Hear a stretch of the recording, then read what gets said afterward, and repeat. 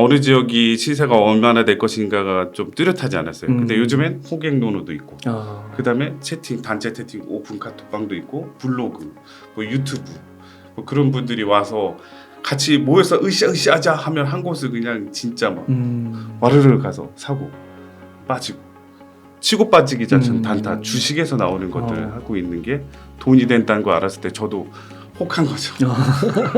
안녕하세요. 저는 바른길 부동산 추진욱이라고 합니다.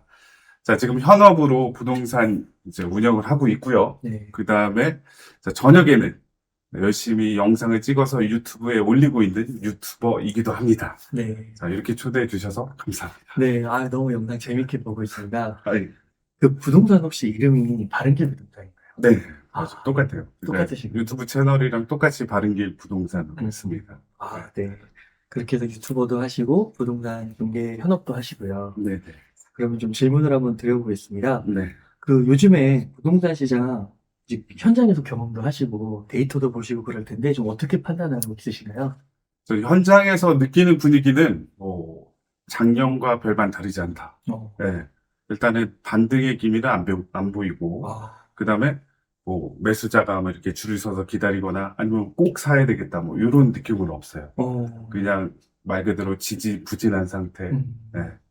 그런 입장인데, 그래가지고 저도 이제 저번 주에 뭐 주간 아파트 매매 가격 지수 이제 부동산원에 나오잖아요. 그거를 한번 볼게요. 자, 위에 거는 한국 부동산원 자료고요.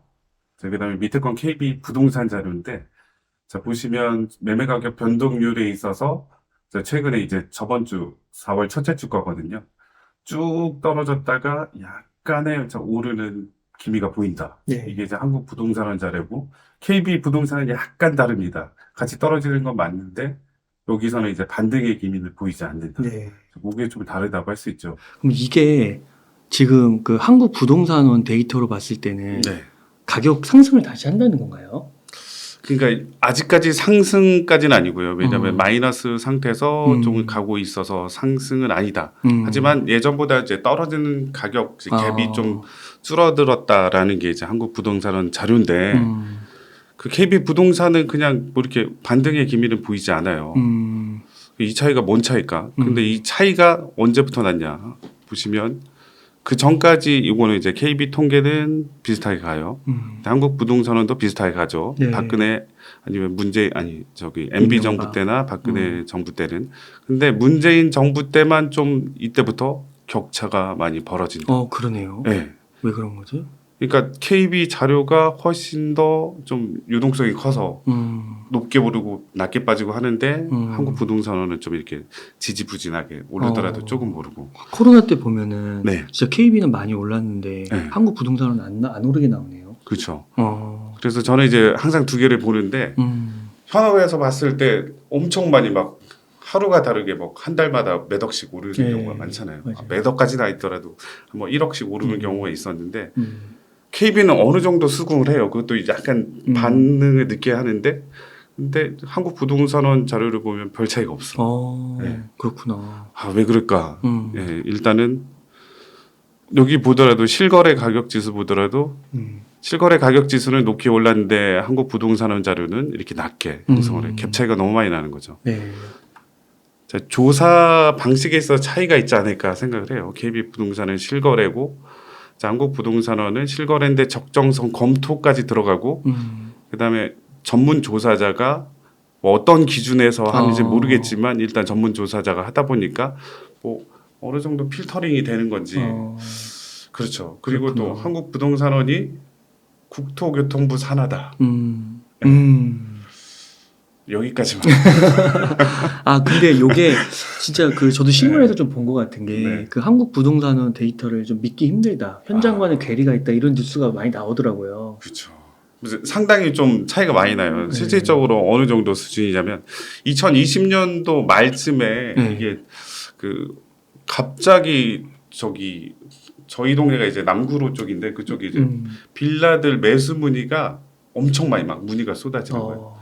그러면 한두 분이 아니라 그냥 거의 뭐 몇십 명씩 이렇게 오셔가지고 문의를 하거든요. 근데 그분들이 한꺼번에 빌라를 다 막 구입을 하셨어요. 네. 그러니까 말 그대로 그 뭐 오픈 카톡이나 그런 데서 음. 여러 가지 세력 같은 분들이 와가지고 매수를 하고 아, 그런 분들이 진짜 있군요. 있어요. 예. 저 잘 모르겠어요. 하여튼 그러긴 한데 그분들이 매수를 하고 나서 전세를 맞추고 그리고 나서 이제 파는 거죠. 법인으로 하면은 양도세가 단기더라도 별로 안 나오잖아요. 1년 안에 파는 거죠. 네, 1년도 안 걸려요. 한 6개월도 3개월 만에. 근데 그렇게 팔 때 2020년 12월 달이었는데 1억씩 올려서 파는 거예요. 네. 그러니까 그런 게 이제 있었는데 그리고 나서 6개월, 1년 뒤에 뭐 국토교통부, 한국부동산원에서 빌라 세력 투기를 한다. 다 끝났거든요. 사고 나서 팔기까지 다 했는데 그 이후에 뉴스 기사가 나온 거예요. 어느 정도 기간? 6개월에서 1년. 그렇게 많이 차이가 나요? 네, 많이 차이 나요. 와. 근데 그럴 수밖에 없는 게 어차피 이제 매도를 하고 바로 신고를 하는 게 아니라 그 매수를 하고 한 달 내에 신고를 하는데 그거를 데이터를 수집하는 건 또 한 달이 걸리잖아요. 네, 그리고 이상 징후 발견하고 그러기엔 좀 시간이 걸려서. 그렇구나. 그래서 내가 만약에 통계를 봤을 때 부동산원이랑 KB 통계로 내가 이 부동산 시장을 예측을 하겠다. 그러면 좀 한참 오래된 얘기죠. 그렇구나. 네. 차라리 부동산 딱 가가지고 아저씨 요즘 어때요? 라고 물어보는 게 훨씬 더 정확할 때가 있어요. 네. 그러니까 한 6개월 정도의 갭차는 최소 나타날 수 있다라고 그렇죠, 좀 인지를 그렇죠. 해야겠네요. 네. 뭐 그거보다 이제 요즘에는 이제 그런 것들에 대해서 많이 이제 얘기가 있다 보니까 좀 더 빠릿빠릿하게 좀 조사를 하려는 경향은 있는데 그래도라도 항상 그 통계 자료는 결국은 그 결과 이후에 수집한 자료이기 때문에 좀 차이가 난다. 네, 그렇게 보는 거죠. 근데 그 당시에 네네. 막 진짜 한 6개월 만에 샀다가 팔았다 이렇게 하는 분들이 진짜 많았어요. 그렇죠. 많았죠. 그때가 2020년도인데 일단 서울 지역에 이렇게 사서 하시고 파시면서 그 매수자분 중에 한 분이 이런 얘기를 하시더라고요. 다음 주에는 우리 전세버스를 빌려서 부산에 갈 거야. 네. 진짜 가셨어요. 그래서 부산 지역을 이제 또 매수를 하시고. 그렇구나. 네, 네. 그렇게 또 어느 지역을 또 매수를 하시고. 그때가 이제 코로나가 있기 전, 약간 이제 지금 활발하게 하기 전에 20년 말부터 움직이기 시작하셔서 그때 뭐 20년, 21년도가 좀 피크였잖아요. 네, 그래서 맞아요. 아파트 가격은 꾸준히 상승을 하고 있는 찰나에 빌라 가격은 그렇게 이제 쉽게 살 수 있잖아요. 네. 투자로. 그래서 그렇게 매수를 해서 같이 동방산승을 했다. 저는 그렇게 보고 있어요. 대표님께서는 그 부동산 현업을 한 어느 정도 몇 년 동안 하신 거예요? 저는 한 자리에서만 한 10년 정도 했고요. 그 전에는 그 기업형 외국계 부동산, 그 부동산 법인 부동산 있잖아요. 거기서 잠시 일하고 그래가지고 제가 맨 처음에 일했을 때는 이제 30대였거든요. 네. 그때는 이제 젊은 편에 속했는데 이제 더 젊은. 지금도 굉장히 젊어 보이십니다. 그러면 집값이요. 네. 뭐 강남 지역은 한 20%? 네네. 원절이고 뭐 다른 지역은 뭐 40%, 50% 빠진 곳도 네. 있다고 하고요. 그렇죠. 최근에는 뉴스를 보니까 그 분양가 할인도 나왔더라고요. 그 35%? 네. 저희 강북에 어떤 아파트 나왔는데 그 전셋값도 많이 빠졌잖아요. 네. 그러면 갭 투자하신 분들이 이게 좀 문제가 생길 수 있잖아요. 그러니까 그런 걸로 좀 힘들어하는 분들 사례는 못 보셨나요? 있죠. 이제 전세가가 그거에 대해서 이제 전세가 하락은 솔직히 지금부터 시작이다라고 보거든요. 왜냐하면 아까 전에 처음에 자료를 보자면 네. 요 위에가 이제 한국부동산원 자료인데 네. 저 매매 가격 변동률은 이 파란색이잖아요. 요 정도 빠졌어요. 근데 전세 가격 변동률은 훨씬 더 많이 빠졌다라고 할 수 있죠. 그러니까 같이 빠지고 있는데 전세가가 훨씬 더 많이 빠졌다라고 할 수 있죠. 그 주택 가격 상승기에는 항상 이 주택 가격을 상승을 이제 도와주는 게 전세 가격이었어요. 전세 가격이 꾸준히 오르면 그걸 타고 반등을 하고 항상 했던 게 이제 매매가였거든요. 근데 그 점프를 하려고 띠임틀을 이렇게 넘어야 되는데 그 띠임틀이 낮아진 거야. 지금 현재는 상황이요. 그러다 보니까 주택 가격도 맥을 못 쓰고 전세 가격도 하락을 하겠다라고 얘기했는데 그 전세 가격이 하락하는 요인 중에 하나가 뭐 여러 가지가 있겠지만 일단 전세 문의를 하시는 손님이 그래요. 두 가지를 질문해요. 첫 번째 전세 대출이 되냐. 네. 그다음에 전세 대출 됩니다. 이 물건은 전세 대출 돼요. 그러면 보증보험 되느냐. 그 얘기예요. 네. 그러니까 이제 그분들도 빌라 왕, 깡통 전세, 빌라 사기 이런 것 때문에 전세 대출이 되더라도 그 뭐냐 보증보험이 되는 걸 우선적으로 찾아요. 그게 안 되면 안 하는 경우가 많거든요. 그래서 자 이거는 이제 그렇다면 이제 보험에 가입을 해야 되는데 그 보험을 가입하는 기준이 뭐냐? 뭐 전세 10억인데 그 보증보험 해주냐? 그런 게 있잖아요. 그래서 기준을 정했어요. 허그에서. 과거에는 그 아파트 같은 경우는 이왕이면 시세가 있으니까 그만큼의 보증보험을 가입을 해주는데 빌라가 문제인 거죠. 빌라는 뭐 한 동인 경우도 있고 뭐 몇 동 아닌데 이거의 가격 기준을 어떻게 잡을 것이냐. 그래서 어떻게 정의를 하느냐. 공시지가를 기준으로 해서 보증보험은 공시지가 곱하기 150%를 하면 이게 보증보험에 가입할 수 있는 한도다라고 정한 거죠. 그래서 과거에 봤을 때 만약에 공시지가가 1억이라면 150% 곱하면 전세가 1억 5천까지는 보증보험을 해줬어요. 네. 네. 근데 하도 이거 가입 기준을 높게 잡다 보니까 누구나 아무나 이제 보증보험에 들다 보니까 아 이게 문제가 된다. 사기도 많이 일어나고. 그래서 최근에는 어떻게 바꿨냐면 140%로 바꿨어요. 네. 거기다가 매매가랑 전세가랑 똑같으면 안 되니까 예전에 똑같아도 대출을 해주고 보증보험 될 수 있게 해줬는데 이제 90%로 다운시킨 거예요. 거기다가 올해 뉴스 기사 있잖아요. 올해 공시지가 19% 하락 역대 최대.